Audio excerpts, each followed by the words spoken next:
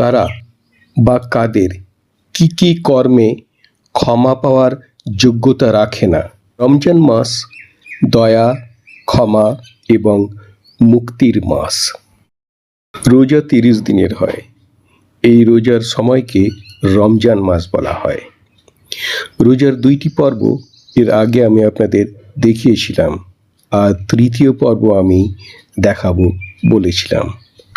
এই রোজা রমজান মাস দয়া, ক্ষমা এবং মুক্তির মাস।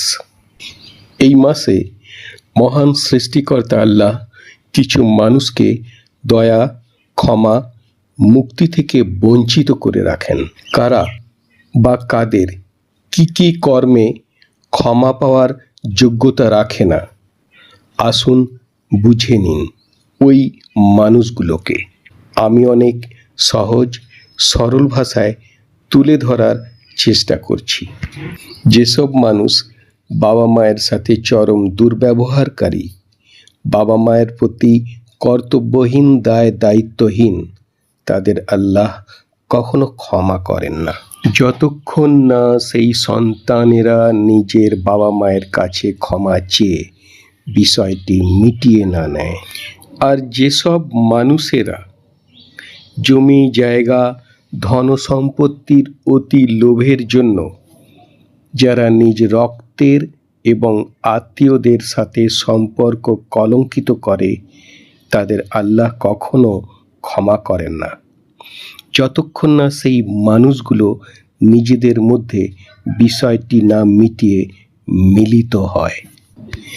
ইসলামে শান্তির সঙ্গে আত্মীয়তার বন্ধন বজায় রাখার উপর আল্লাহর হুকুম দেওয়া আছে, এবং যেসব মানুষ অন্য মানুষের প্রতি সর্বদা নোংরা পরিকল্পনা, অন্যের ক্ষতি করার প্রবণতা, অন্যের ক্ষতি হলে মনে মনে খুব খুশি হওয়া, অন্যের ভালো দেখলে বা শুনলে অখুশি হওয়া, হিংসা করার মানসিকতায় মনকে অন্তর থেকে জঘন্য করে রাখে, ওদের মন কখনো শান্তি পায় না।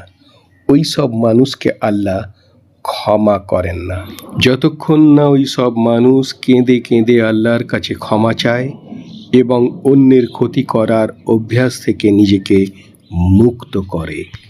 এবং দুর্ভাগ্যের বিষয়, যেসব মানুষ নেশায় আসক্ত, যা ওর শরীর ও মানসিক দিক দিয়ে ক্ষতি করে, ওই সব মানুষকে আল্লাহ ক্ষমা করেন না যতক্ষণ না ও মন থেকে নেশা ত্যাগ করে।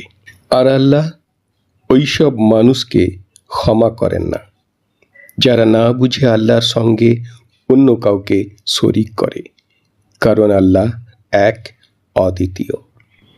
এই মানবিকতা বোধের ভাষা, মানবিকতা বোধের কথা, মানুষকে ভালো থাকার ও ভালো রাখার যে কথাগুলো আমি বললাম, খুব ঠান্ডা মাথায় চিন্তা করে দেখুন, কথাগুলো যদি সঠিক হয়, নিজেকে সংশোধন করা উচিত। আমার ভুল ত্রুটির জন্য আমি ক্ষমা চাইছি। আল্লাহর কাছে আমার জন্য আপনারা সকলে দোয়া করবেন, যেন আমি সরল আর সঠিক পথে চলতে পারি।